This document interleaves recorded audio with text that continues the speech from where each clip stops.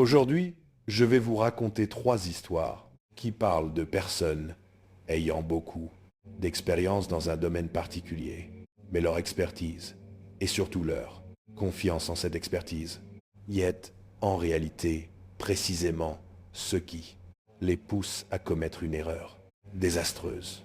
Mais avant de commencer les Yoli, histoire d'aujourd'hui, si vous aimez l'étrange, le sombre et le mystérieux raconté sous forme d'histoire, alors vous êtes au bon endroit, car c'est tout ce que nous faisons. Et nous publions 2, 3, voire 4 fois par... Alors, si cela vous intéresse, la prochaine fois que vous serez chez le bouton, j'aime, glissez-vous dans sa cuisine et volez-lui toutes ses fourchettes. Abonnez-vous également à notre chaîne et activez toutes les notifications afin de domiser. Ne manquez aucune de nos publications hebdomadaires. Très bien, passons aux histoires d'aujourd'hui. Un homme de 68 ans nommé Demetriou. Mashura s'agitait dans sa petite chambre d'une pension à Stoke-on-Trent, en Angleterre, répandant du sel sur tout. Et pendant qu'il faisait cela, il regarda par la fenêtre, vit la lumière du jour décliner, comprit qu'il devait se dépêcher. Cependant, courir ainsi dans tous les sens était très éprouvant, surtout pour ses poumons, car pendant des décennies, il avait travaillé dans une usine de poterie très poussiéreuse, et cela avait gravement affecté sa santé.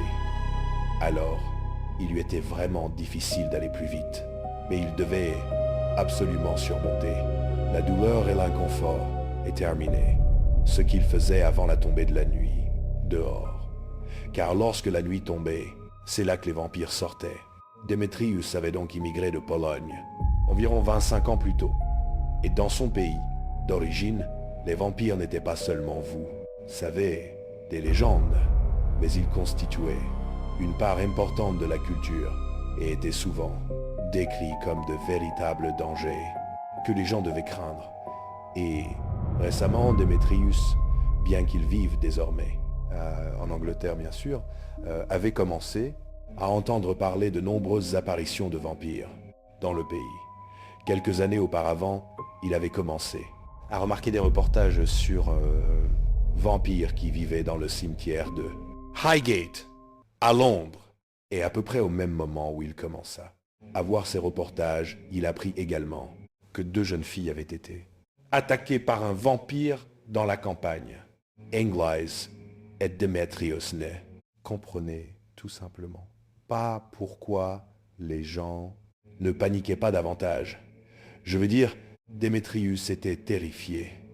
Vous savez, il avait grandi dans la peur des vampires, ce qui, évidemment, vous savez, influençait sa réaction face à ces apparitions maintenant, en Angleterre. Mais malgré tout, il se demandait pourquoi davantage de gens n'avaient pas peur de tout cela. Mais plus encore, lorsque Demetrius parlait réellement de ses inquiétudes concernant les vampires. Avec des gens en Angleterre, il constatait que la plupart pensaient que tout était faux. Ils pensaient que, vous savez, ces reportages et, vous savez, tout le reste avait simplement été inventé. Tout cela était faux. Puis il regardait en quelque sorte Demetrius comme un idiot parce qu'il croyait que c'était réel. Après tout, les vampires n'existent pas. Mais pour Demetrius, il se disait simplement « vous ». Savez quoi? Ces gens qui ne croient pas à cette menace bien réelle, qui de toute évidence s'aggrave ici, ces gens-là sont les idiots, pas lui. Et donc Démétrius, au lieu de, vous savez, tenter de défendre son point de vue ou d'essayer de convaincre quelqu'un de croire ce qu'il croyait, décida simplement de faire ce qu'il devait faire pour se protéger. Et il savait exactement quoi faire. Ainsi, Démétrius avait toute une routine et choses qu'il faisait pour se protéger. Des vampires, lorsqu'il vivait en Pologne. Et il avait en grande partie abandonné cette routine lorsqu'il était venu en Angleterre. Mais maintenant, vous savez, depuis ses apparitions, il avait repris cette routine. Et elle était devenue très élaborée. Il y avait ajouté de nouvelles choses, l'avait rendue plus complexe, mais c'était quelque chose qu'il faisait désormais chaque nuit. parce que les vampires ne sortent que la nuit, et c'est donc à ce moment-là qu'il faut se protéger. Alors, avant que Démétrius ne se couche, chaque soir, il répandait du sel tout autour de la pièce, puis dispersait aussi des gousses d'ail fraîches partout, puisque celles-ci étaient toutes deux réputées très toxiques pour les vampires, et ensuite, il allait vérifier chacun des crucifix accrochés à son mur, pour s'assurer qu'ils étaient bien fixés, car les croix sont connues pour repousser les vampires. Puis, en général, après avoir vérifié tous les crucifix, il faisait encore un tour pour ajouter un peu plus de sel, quelques gousses d'ail supplémentaires, puis une fois que tout était en place et sécurisé, il se glissait dans son lit. Et au moment où sa tête touchait l'oreiller, il sentait enfin son rythme cardiaque commencer à ralentir parce qu'il savait qu'au moins, pour cette nuit, il serait en sécurité. Ainsi, en novembre 1972, Demetrius continua chaque soir à effectuer sa procédure de protection contre les vampires. Et même si certaines personnes trouvaient cela très étrange et pensaient qu'il était paranoïaque, parce que, vous savez, les vampires, et existent pas, n'est-ce pas? Eh bien, cela ne faisait de mal à personne. Vous savez, Démétrius se sentait mieux lorsqu'il le faisait. C'était simplement sa petite habitude. Alors, il continua à le faire, et cela ne posait aucun problème. Jusqu'au 24 novembre de cette année-là, ce jour-là, juste avant 22h, l'agent de police, John Pye, du commissariat de Stoke-on-Trent, arriva devant l'entrée de la Millau. Pension où vivait Démétrius, il était là pour effectuer un contrôle de bien-être parce que la propriétaire de la pension avait appelé le commissariat pour leur dire qu'elle n'avait pas vu l'un de ses locataires, Démétrius Matura, depuis environ une semaine, et qu'elle commençait à s'inquiéter pour lui. Alors Pi frappa à la porte d'entrée, et quelques secondes plus tard, une femme âgée lui ouvrit et se présenta comme la propriétaire, puis elle le fit entrer et le conduisit dans un couloir avant de s'arrêter devant la porte de Démétrius. Alors, Pi frappa, appela Démétrius en annonçant qu'il était de la police et qu'il était simplement venu s'assurer qu'il allait bien. Mais aucun bruit ne venait de l'intérieur de la chambre. Puis, lorsque Pi baissa la main et essaya la poignée, il constata qu'elle était verrouillée et, après avoir frappé encore plusieurs fois et appelé, sans toujours entendre le moindre bruit à l'intérieur, Pi demanda à la propriétaire de New reculer parce qu'il allait enfoncer la porte. Alors Pi prit son élan, puis frappa la porte de son épaule, et elle s'ouvrit en réalité très rapidement. Immédiatement, Pi est là, et propriétaires furent frappés par une forte odeur d'ail qui s'échappait de la pièce très sombre devant. Pi cria aussitôt le nom de Démétrius dans la chambre, mais il n'y eut aucune réponse. Alors, Pi tendit la main pour chercher un interrupteur, et il en trouva un. Mais lorsqu'il l'actionna, la lumière ne fonctionna pas pour une raison quelconque. Alors Pi sortit sa lampe torche de sa ceinture, l'alluma, puis entra dans la chambre. Immédiatement, Pi eut l'impression que cette petite pièce sombre était l'endroit le plus étrange et le plus inquiétant dans lequel il était jamais entré. Il semblait y avoir du sel partout sur le sol. Il y avait aussi des gousses d'ail absolument partout, pas seulement par terre, mais aussi sur les rebords des fenêtres. Puis, à un moment donné, Pi balaya le mur avec sa lampe torche jusqu'au lit au fond de cette pièce. C'était en fait comme un petit studio. Il aperçut le lit et distingua clairement une bille, forme de taille humaine sous les draps. Alors, il comprit immédiatement de quoi il s'agissait. Pi traversa alors la pièce en marchant sur l'ail et le sel. Et lorsqu'il atteignit le lit, il tira les draps en arrière, et sous les draps se trouvait le corps, manifestement, sans vie de Démétrius Matura. Pi entendit la propriétaire, qui l'avait suivi à l'intérieur à ce moment-là, Elle eut un hoquet de stupeur, car elle voyait, vous savez, ce qui se trouvait dans sa pension, ici. Et à ce moment-là, même si Pi était presque certain que Démétrius était mort, juste, pour en être sûr, il se pencha et chercha un sang-poux, mais il n'y en avait aucun. De plus, la peau de Démétrius était très froide et très pâle. Cependant, malgré le fait que Démétrius était manifestement décédé, Pi regarda autour de lui et ne parvint pas vraiment à comprendre exactement comment il était mort. Je veux dire, il était indéniablement dans un endroit très étrange, mais il ne voyait pas vraiment comment. Lascelles, Leylaz, croit aurait pu avoir un quelconque rapport avec sa mort. Vous savez peu être que c'était simplement la folie d'un homme mourant qui s'était traîné jusqu'au lit et était mort ici, ou quelque chose comme ça, mais il n'y avait aucune blessure visible, aucun sang, et nulle part il n'y avait rien. C'était simplement cette pièce étrange et inquiétante dans laquelle cet homme se trouvait mort sous les draps. C'était tout simplement bizarre. Mais il y avait une chose concernant Démétrius qui, dans l'esprit de Pi, était assez troublante. Je veux dire, encore, plus que ce qu'il voyait déjà. C'était que Démétrius était mort, avec une expression terrifiée sur le visage.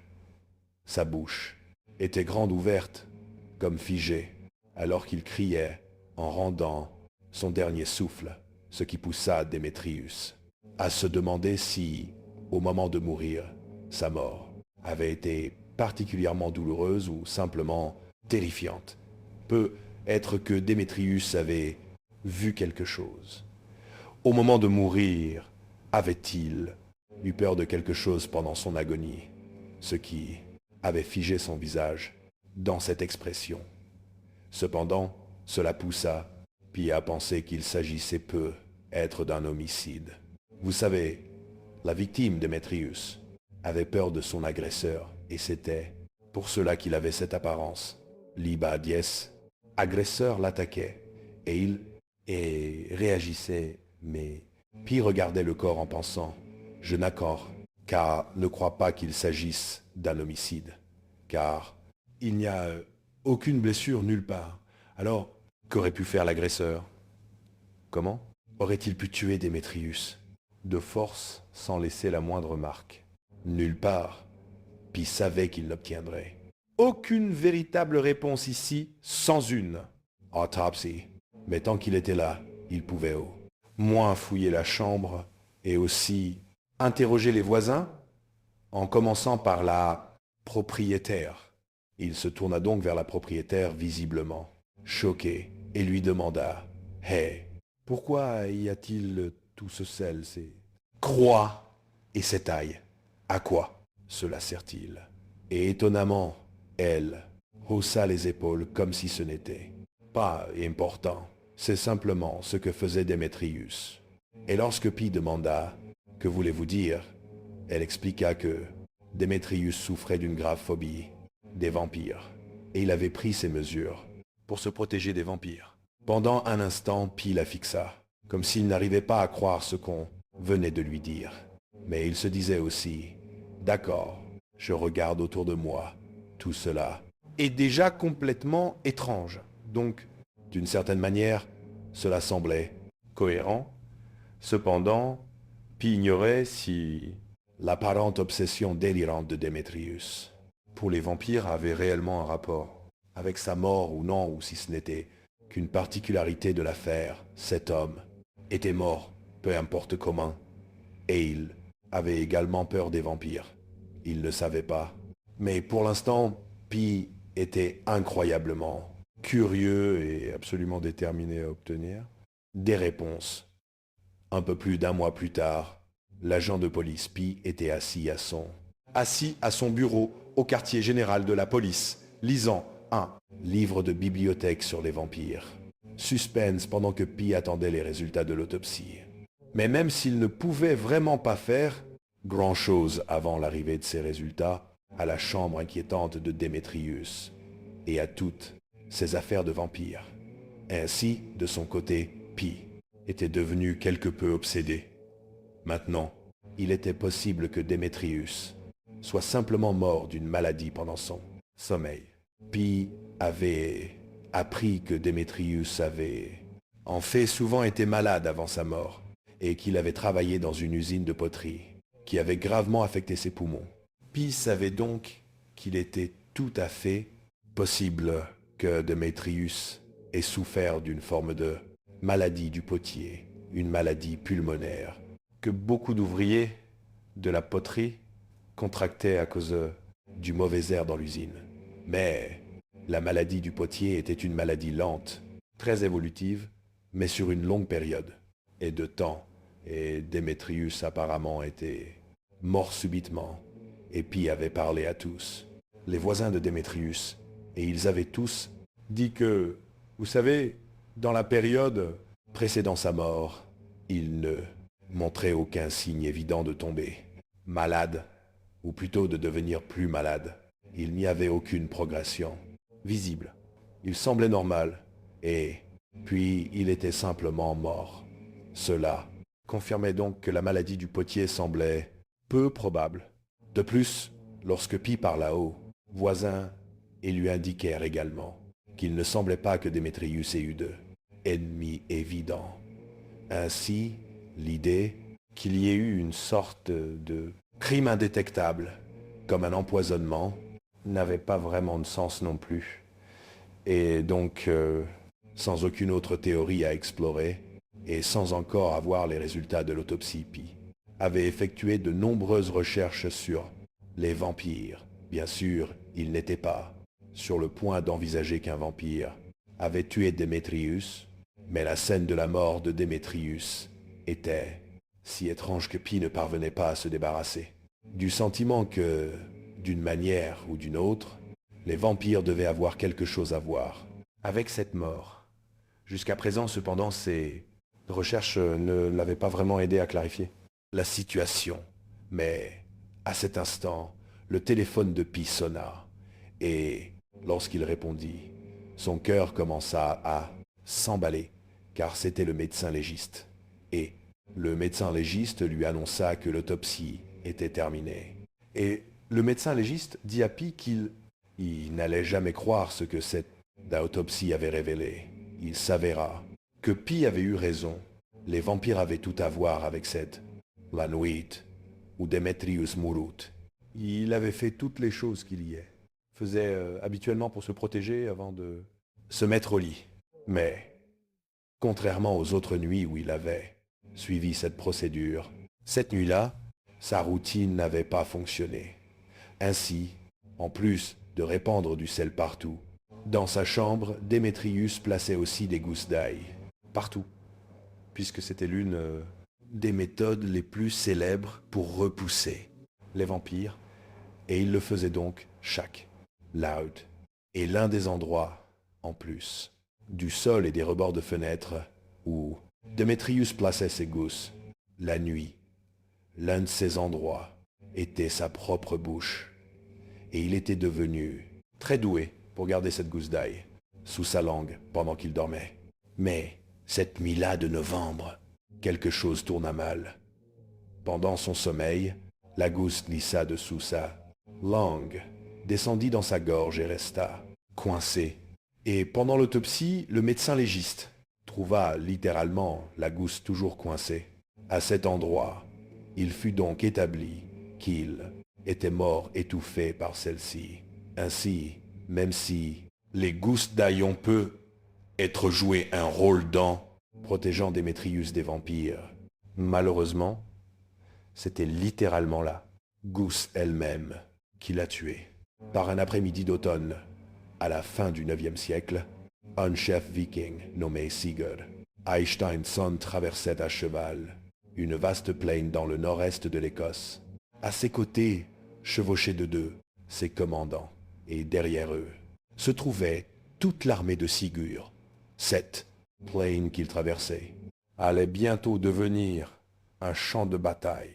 Et Sigurd et ses commandants se rendaient à la rencontre du chef de l'armée adverse qui participerait à cette bataille, un homme horrible, aux grandes dents nommées, qui attendaient au lieu du rendez-vous, au beau milieu de ce champ de bataille. Et il était à cheval, entouré de 2 commandants, un de chaque côté. Et puis, loin derrière, lui s'étendait une mer de guerriers qui prendraient part à cette bataille. Ainsi, elle dirigeait un royaume appelé Moray, une vaste région du nord de l'Écosse, et Sigurd voulait la conquérir. Ainsi, ce jour-là, Sigurd et elle se rencontraient, au milieu de ce potentiel. Champ de bataille avec leurs armées, respectives attendant, derrière. L'idée était qu'ils essaieraient de négocier. En réalité, Sigurd y allait dire à elle, « Donne-moi une partie de tes terres, et nous pilerons pas ton royaume pour te conquérir. » Et c'était à elle de décider si cela valait la peine ou s'il valait mieux résister et combattre. Sigurd n'était pas inquiet, car il savait qu'au final il remporterait ce combat. Non seulement l'armée viking de Sigurd était largement plus nombreuse que celle du Moray, mais Sigurd lui-même était bien plus expérimenté. Sur le champ de bataille que elle Sigurd était, d'ailleurs surnommé Sigurd le Puissant. Et c'était un redoutable guerrier qui avait passé les 20 dernières années à conquérir sans pitié des régions de l'Écosse. Pour son roi en Norvège, elle en revanche n'était pas vraiment craint ni respectée, certainement pas par Sigurd. Elle était surtout connue pour être impulsif et plutôt peu digne de confiance, et aussi, franchement, assez stupide. Et, euh, et maintenant, lorsque Sigurd et ses commandants arrivèrent, au milieu du champ juste devant, elle et ses 2 commandants, et qu'ils arrêtèrent leurs chevaux, Sigurd put enfin voir de ses propres yeux une autre particularité de elle, pour laquelle il était célèbre, très célèbre. C'était ses 2 énormes dents de devant, qui dépassaient largement de sa mâchoire inférieure, et lui avaient valu un surnom, à savoir Maël le Dentu. Et peu après, l'arrivée de Sigurd Maël et les autres commandants commencèrent leurs négociations. Mais Sigurd comprit rapidement que Maël n'était pas là pour faire des concessions afin de trouver un chemin vers la paix. En réalité, il essayait d'imposer ses exigences aux Vikings. Il leur disait ce qu'ils devaient faire, ce qui, aux yeux de Sigurd, était totalement ridicule. Après tout, vous êtes en infériorité numérique, vous êtes moins fort. Qu'est-ce que vous faites? En fait, Sigurd n'arrivait même pas à croire ce qui se passait. À ses yeux, Maël n'était qu'un parfait inconnu. Et ses exigences étaient, d'une certaine manière, un manque de respect, pas de vraies revendications. Si Maël avait été intelligent, il aurait supplié qu'on lui fasse grâce. Mais de toute évidence, il ne l'était pas. Sigurd comprit donc rapidement que lui et ses Vikings devraient massacrer son armée et s'emparer de ses terres. Ainsi, à un moment donné, pendant que Maël était littéralement en train de parler, vous savez, de formuler la demande qu'il était en train de faire, Sigurd se tourna vers ses 2 commandants et leur fit simplement signe qu'il n'accepterait. En pas cet accord, ils allaient devoir combattre ici. Alors Sigurd saisit simplement les rênes de son cheval, fit demi-tour, et lui, ainsi que ses commandants galopèrent jusqu'à son armée. Et dès qu'ils y arrivèrent, Sigurd dit à ses hommes qu'ils allaient devoir massacrer tous les Murray, mais ils devaient lui laisser en vie Maël le Dentbouc. Des heures plus tard, Sigurd était toujours à cheval, mais cette fois, il conduisait les restes de son armée viking victorieuse sur cette route de terre, quittant le champ de bataille pour retourner vers leur camp. Sigurd, comme pratiquement tous ses hommes, était totalement épuisé, mais il était aussi rempli d'adrénaline parce que la bataille était terminée et elle s'était déroulée exactement comme il l'avait prévu. Ses soldats avaient complètement détruit Maël et son armée, et lui, Sigurd, avait personnellement tué Maël.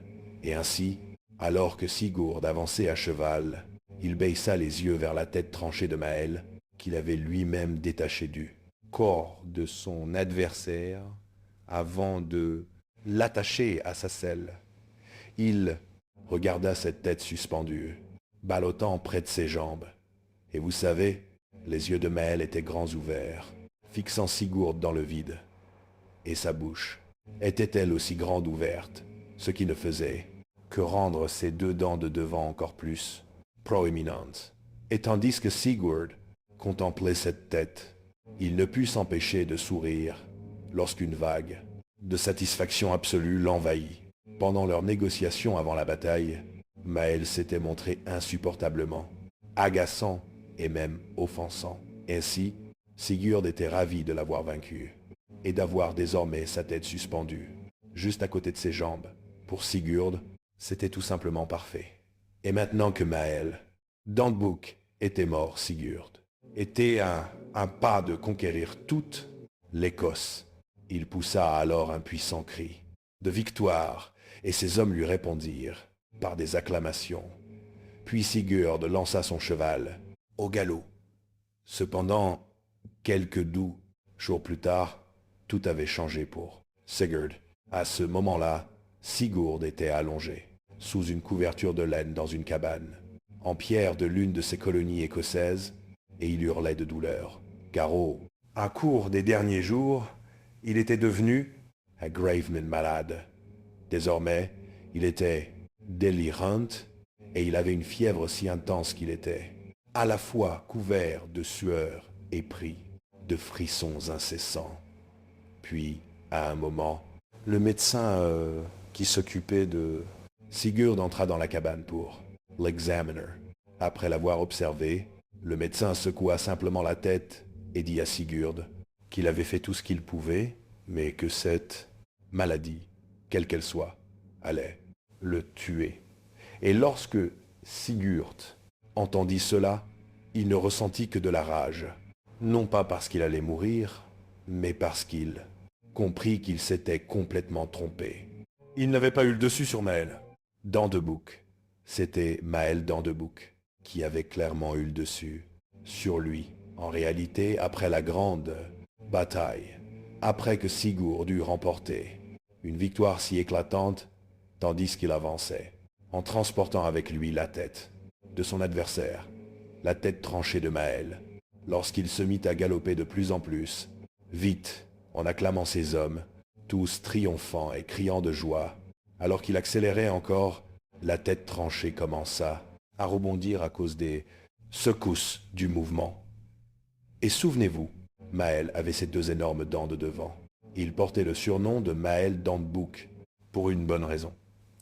Eh bien, ces dents, à mesure que la tête était secouée, commencèrent à percer la cuisse de Sigurd.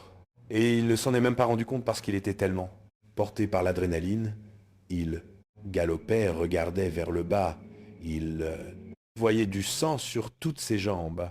Et il pensait que c'était forcément le sang de Mial, parce que sa tête avait été tranchée. Mais non, c'était en réalité le sang de Sigurd à cause des perforations causées par les grandes dents de Mial. Ainsi, au final, même si Sigurd avait bien réussi à tuer Mial, il avait remporté la bataille. Mais il s'est avéré que Mial n'en avait pas fini avec Sigurd, car Mial fut finalement la cause de la mort de Sigurd. Parce que ces perforations se sont terriblement infectées, il n'existait aucun antibiotique pour soigner l'infection et finalement Sigurd est mort. Vers 14H, le 11 juillet 1978, un homme nommé Francisco Imbernon Baleña roulait sur une route à quelques kilomètres de la ville côtière de La Rapita, en Espagne.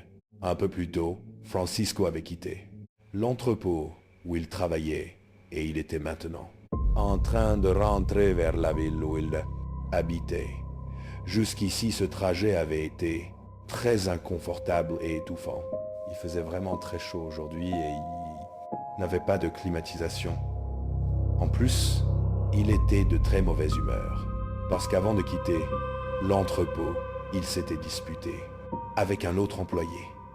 Ainsi, Francisco avait une cinquantaine d'années et il faisait ce travail depuis des années et bien sûr, il pouvait parfois être un peu grincheux sur certaines choses, mais Il était aussi très expérimenté, autonome. Pourtant, pour une raison quelconque, ce jeune homme, ce collègue qui travaillait dans un service complètement différent, avait ressenti le besoin de le surveiller de près, de commencer à expliquer à Francisco comment faire son travail.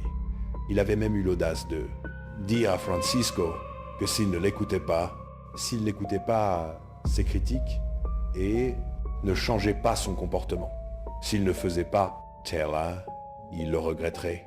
Inutile de dire que Francisco n'avait pas apprécié qu'on lui dise comment faire son travail, surtout par un jeune idiot. Ainsi un moment, pendant leur confrontation, Francisco avait simplement ignoré l'autre employé et avait continué à faire son travail. Mais en réalité, toute cette histoire l'avait profondément contrarié. Et même maintenant, alors qu'il conduisait sur cette route, c'était tout ce à quoi il pensait. Il ressassait sans cesse ce que cet homme lui avait dit. Devant lui, Francisco aperçut un panneau indiquant que plusieurs péages approchaient. Et Francisco ressentit alors une nouvelle vague d'agacement envers ces maudits péages. Il pensait que c'était une véritable arnaque. C'est pourquoi il faisait toujours en sorte de ne jamais les payer s'il pouvait les éviter. Et, heureusement, pour Francisco, sur cet itinéraire précis, il connaissait un moyen d'éviter ces péages. C'était un itinéraire secondaire qui prenait un peu plus de temps, mais lui faisait économiser de l'argent. En plus, il longeait l'océan. Le paysage y était magnifique. Alors, à la prochaine sortie, il quitta l'autoroute et commença à emprunter ce détour. Environ une demi-heure plus tard, vers 14h30, Francisco roulait sur une route étroite qui longeait directement l'océan. Et pendant qu'il conduisait, Francisco, si cela était encore possible à ce stade, se sentit encore plus agacé. Il avait espéré qu'en arrivant ici, il y aurait une brise marine pour le rafraîchir, car le camion n'avait pas de climatisation. Mais, d'une manière ou d'une autre, malgré la proximité de l'océan, il faisait encore plus chaud que lorsqu'il était sur l'autoroute. Juste devant se trouvait un camping très populaire appelé Los Alfax. C'était un vaste terrain, situé juste à côté de la plage, rempli de camping-cars et de tentes. Il y avait également quelques commerces comme des restaurants et une épicerie qui desservait le camping. Et Francisco vit que cet après-midi-là, l'endroit était absolument bondé. Il y avait des centaines de personnes qui se détendaient autour de leur camping, se baignaient dans l'océan. Et tandis que Francisco y passait en voiture, il ne pouvait s'empêcher de penser à quel point. Et ce serait agréable de pouvoir simplement s'arrêter quelques instants et plonger dans l'eau pour se rafraîchir. Il laissa donc son esprit vagabonder en souhaitant que ce trajet soit un peu moins pénible qu'il ne l'avait été jusque-là, lorsqu'un bruit étrange attira son attention. C'était comme un grincement métallique. Au début, il n'arrivait même pas à identifier ce que c'était. Très vite, le bruit cessa, alors il continua simplement sa route. Puis, il l'entendit de nouveau, sauf que cette fois, il était beaucoup plus fort, et cette fois Francisco saute ce que c'était. Mais il était déjà trop tard. Quelques secondes plus tard, des habitants de ville situés à plusieurs kilomètres du camping devant lequel Francisco passait entendirent une détonation assourdissante. De toutes parts, tout le monde se tourna vers Los Alfax juste à temps pour voir une immense boule de feu s'élever dans le ciel comme un gigantesque champignon. On aurait dit qu'une bombe venait, littéralement, d'exploser. Mais avant que quiconque puisse comprendre ce qui se passait, une autre explosion retentit, puis une autre, puis encore une autre. C'était comme une série ininterrompue de déflagrations qui secouèrent le camping, les unes après les autres, pendant plusieurs minutes. Puis enfin, lorsque tout se tut, il ne restait plus que des flammes, de la fumée et des cendres qui montaient dans le ciel, au-dessus du camping et de la plage. En quelques minutes, les équipes de secours venues des villes voisines de Los Alfac arrivèrent sur le camping afin de comprendre ce qui s'était passé et de voir si quelqu'un était encore en vie. Mais lorsqu'elles arrivèrent sur place et découvrirent l'ampleur de la catastrophe, elles n'en crurent pas leurs yeux. L'ampleur des dégâts était presque inimaginable. Des corps noircis et carbonisés étaient éparpillés partout. Ils étaient tous déformés par la chaleur, et certains étaient encore assis dans les restes de leurs chaises de camping, comme s'ils avaient été instantanément brûlés sur place lorsque les Hormuz explosions avaient commencé. Ce qu'ils virent sur le terrain était déjà horrible. Mais ce que les secouristes découvrirent sur la plage était encore pire, car le long du rivage se trouvaient les corps de personnes qui étaient dans l'eau lorsque tout cela s'était produit, et elles avaient manifestement été ébouillantes et vives. La destruction de tout le site était si totale, si absolue, que les secouristes ne pouvaient même pas imaginer ce qui s'était passé, hormis le fait évident qu'il y avait eu une explosion. Il faudrait plusieurs jours aux enquêteurs pour reconstituer les faits, et ils découvriraient finalement que tout remontait à cette dispute que Francisco et Molina avaient eue avec le jeune employé avant de quitter l'entrepôt. Le jour de cette catastrophe, il est vrai que Francisco rentrait chez lui après avoir quitté l'entrepôt, mais il ne conduisait pas un camion ordinaire. Ce n'était pas un véhicule personnel, et il avait encore un dernier arrêt à faire avant de pouvoir enfin rentrer chez lui. Francisco était chauffeur routier longue distance, et il conduisait un camion spécialisé, chargé de transporter une cargaison spécialisée jusqu'à sa destination finale. Cette cargaison était du gaz liquéfié sous pression, une substance hautement inflammable et extrêmement volatile.